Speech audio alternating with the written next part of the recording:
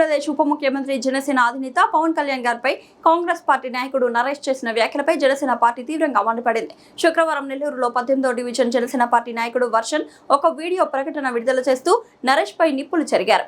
పవన్ కళ్యాణ్ విమర్శించే అంత స్థాయి అర్హత నరేష్ కు ఏమాత్రం లేవని ఆయన స్పష్టం చేశారు. ఫేస్బుక్ లో 4 వీడియోలు చేసుకుంటూ 4 లైకులు సంపాదించుకునే స్థాయి ఉన్న నరేష్ ఒక రాష్ట్రానికి ఉప ముఖ్యమంత్రిగా లక్షలాది మంది గుండెల్లో నిలిచిన ప్రజా నాయకుడిగా ఉన్న పవన్ కళ్యాణ్ గారి గురించి మాట్లాడడం హాస్యాస్పదమని వర్షన్ ఎద్దేవా చేశారు. పవన్ కళ్యాణ్ గారిపై మాట్లాడే కనీస నైతిక హక్కు నరేష్ కు లేదన్నారు. ఈ సందర్భంగా కాంగ్రెస్ నేతపై వర్షన్ తీవ్ర విమర్శలు చేశారు. నీలాగా పవన్ కళ్యాణ్ స్మగ్లింగ్లు చేసి ఎర్రచందనం అమ్ముకొని జైలుకు వెళ్లలేదు. కష్టాల్లో ఉన్న ప్రజలకు తన సొంత సంపాదనను ఇస్తూ అండగా నిలబడ్డారు కాబట్టి ప్రజలు ఆయనకి ఈ స్థాయి ఇచ్చారు. ఇంకోసారి పవన్ కళ్యాణ్ గారి గురించి అడ్డగోలుగా మాట్లాడితే మాత్రం తీవ్ర పరిణామాలు ఎదుర్కోవాల్సి వస్తుందని హెచ్చరించారు. ఆయన గురించి నువ్వు మాట్లాడేదానికి నీకు అర్హత లేదు. నీలాగా పవన్ కళ్యాణ్ గారు స్మగ్లింగ్లు చేసి ఎర్రచందనం అమ్ముకొని జైలుకి పోలా. కష్టాల్లో ఉన్న ప్రజలకి అండగా ఉండి ఆదుకొని ఈరోజు ఆ స్థాయికి ఆయన ఎదిగాడు. ఆయన గురించి నువ్వు మాట్లాడేదానికి అర్హత ఏమాత్రం లేదు.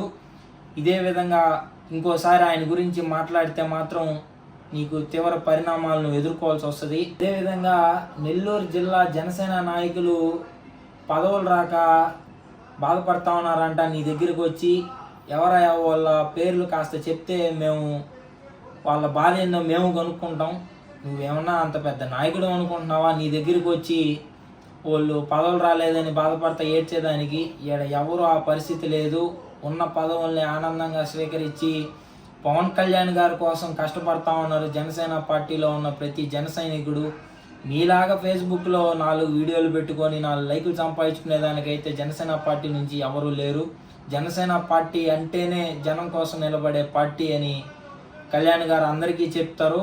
అదేవిధంగా మేము జనం కోసమే జన కష్టాల కోసం కష్టపడతా ఉన్నాం. మా నాయకుడు ఆదర్శవంతంగా మేము తీసుకొని ఈరోజు ఈ విధంగా జనాల కోసం కష్టపడి కళ్యాణ్ గారి ఆశయాల్ని జనాల్లోకి తీసుకెళ్తా ఉన్నాము. ముందు నువ్వెవడో నువ్వు తెలుసుకో. నీ పక్కింటోడికే నువ్వు తెలీదు. 18వ డివిజన్ అని నాకు మాత్రం తెలుసు. నీ పక్కింటోడికి నువ్వు తెలుసా లేదా అనేది నువ్వు గమనించుకోవాలా. విమర్శించే స్థాయి నీది కాదు. ఇంకోసారి ఈ విధంగా మాట్లాడితే మాత్రం నువ్వు తీవ్ర పరిణామాలు ఎదుర్కొంటావని తెలియజేస్తూ జై జనసేన, జై హింద్.